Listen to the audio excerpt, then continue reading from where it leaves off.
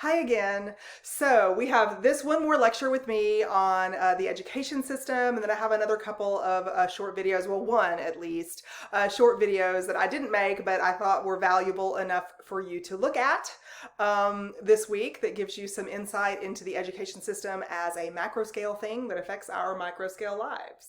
So there is a section in chapter 12 that I don't have a whole lecture about, but let me talk about it really quick. Of course, we don't want to neglect our symbolic interactionism point of view. It's another one of the major theoretical perspectives, but this one starts at the micro scale and builds up, right? We don't just look at micro scale things only for the sake of micro scale things with symbolic interactionism. We look at those micro scale things to see how they filter up to reveal what macro scale patterns are in society, or even in some cases build those macro scale parts of society from the bottom up in some cases. So when we look at the education system and the way people interact, there are some things that we can cite that look at this, like things like curriculum tracking or hidden curriculum or matchmaking or some of the issues that we talked about in functionalism and conflict theory. We can look at them and consider something called a self-fulfilling prophecy. So interpersonal communication, microscale communication among individuals certainly has a whole lot of hidden messages in it. It's more than just these words that we are saying. It's the tone of voice, it's the physical positioning and posturing that we have when we're engaged in this interaction, and we pick up on messages, subtle messages that are being given to us, whether we overtly with words say you're a winner or you're a loser. You know the situation where you've been in that circumstance where somebody is saying something to you and you're like, these people don't like me very much, they don't have faith in me, they don't have confidence, they think I'm a loser or whatever, or vice versa. Hopefully you have way more experiences with the vice versa, where you can tell that somebody has respect for you, respects your intelligence, respects you as an individual, gives you credit where credit is due, and has faith in you. And so you can tell the difference. And so on a micro scale, with interactions with teachers, authority figures, and this kind of thing, you can see a lot of educational outcomes depend upon the teacher, depend upon the collection of teachers, depend upon the school district itself and the resources that are available to students as to whether they are going to excel or not excel. And so there's a section in this textbook for you to read on that, please. But also there are some other things that we could certainly link to an analysis at the functional level or the conflict level, both macro scale perspectives about the education system. And one of them is funding. So funding for education is traditionally based on your property value where you live. So some neighborhoods are higher dollar neighborhoods and other neighborhoods are lower dollar neighborhoods, and therefore property taxes that are collected for these different places are unequal. And so traditionally funding for this particular neighborhood went to this particular neighborhood school, and vice versa. That meant that there were unequal resources, unequal disposable income, or unequal salaries for teachers from one school to the next, or certainly one school district to the next. So there have been many efforts over time to level out that funding. Number one, funding comes from state and federal sources these days also, not merely local or mega micro local situations like one neighborhood to the next. So we have more levelized funding. It's not perfect, and it's certainly not level, but it's more levelized than it has been in the past. So we have that funding problem that means your science lab might not have the same resources as my science lab, and so when people graduate at 12th grade, both with a biology class, do they really have the same opportunity to have learned biology in the same way? And the answer is typically no. Well, a functionalist doesn't like that either, because that's not good for stability and order, but a conflict theorist sure doesn't like it, because that's where a whole lot of inequality is built back into the system based on the starting point of inequality to begin with. There's also a section about school choice, which means we have a little bit of freedom. We don't have to stay within our school district. Some of you might know this, might not know this, that there are zones that this particular neighborhood or these streets go to this particular school and that street goes over here. And so there has to be some kind of organizational pattern for that.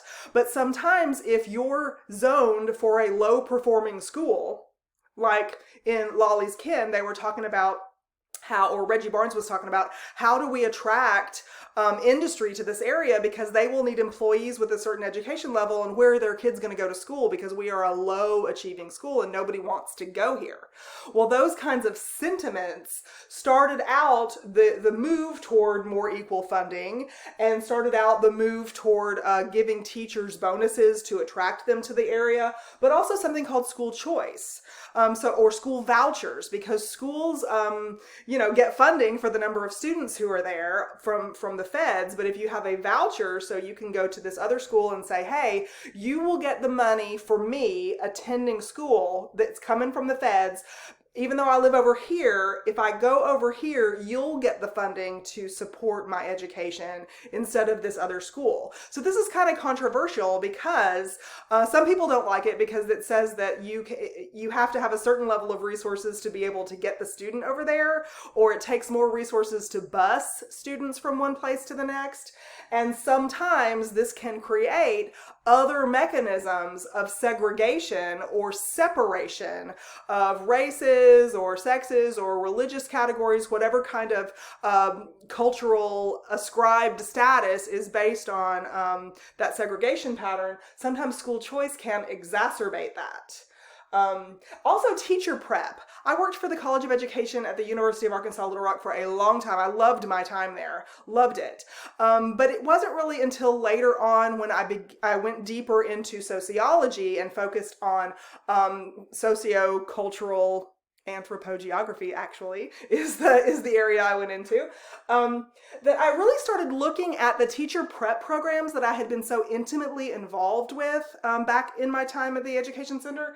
And there were so many classes that had to happen based on like federal funding, federal standards, benchmarks that needed to be met with students.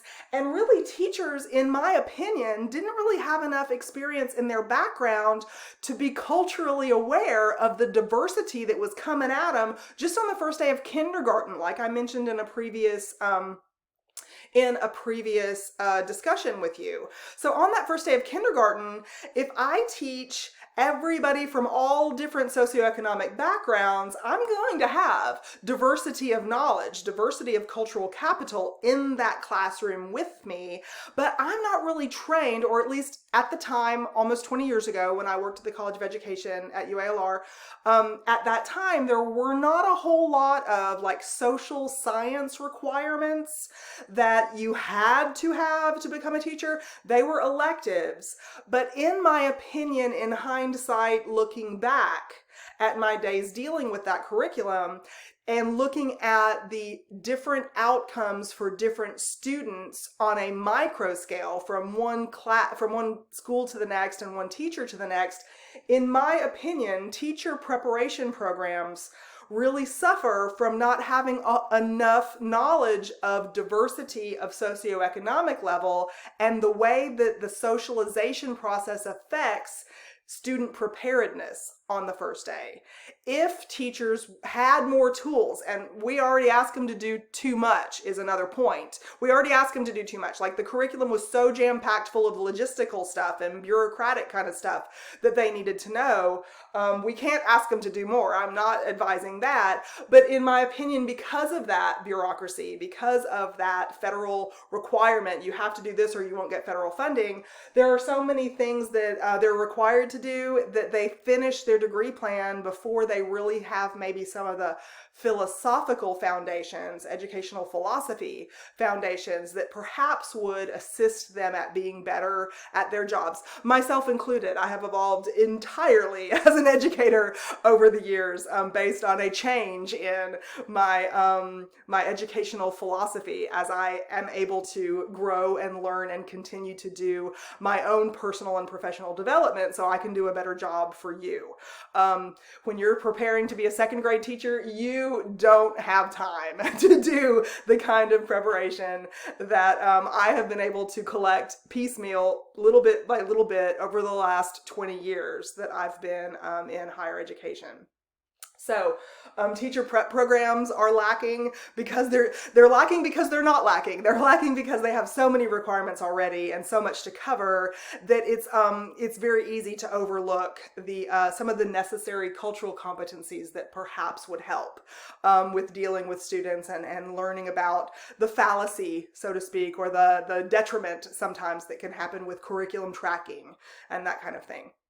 Okay, so there's also a counseling function, like a mental health counseling function that happens with the education system. Another thing teachers are prepped to do is to be mandated reporters, so that if we see signs of abuse, whether it's mental or physical abuse, but most often it's the physical abuse. There's scratches on somebody's arm, a bruise on their face, or they're wearing long sleeves in the summertime, and these kinds of things that we are taught to look at and look for in order to help people perhaps get out of a dangerous situation, a criminal situation in some cases, that they might have in their household. And so counseling ranges from literally the job counselor on campus to the individual classroom as part of the requirements that we are asked to do.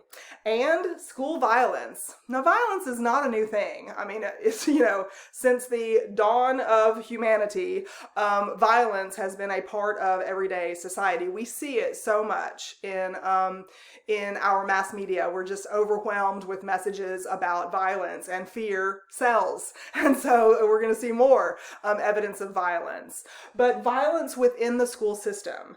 And I say this, of course, to include the worst sort, which is mass murder within a school that we've seen too many times for us to count, but also bullying, also the kinds of microaggressions that we are really looking toward eliminating from just our daily interaction with each other, let alone a systematic kind of climate, a controlled interaction climate like the education system.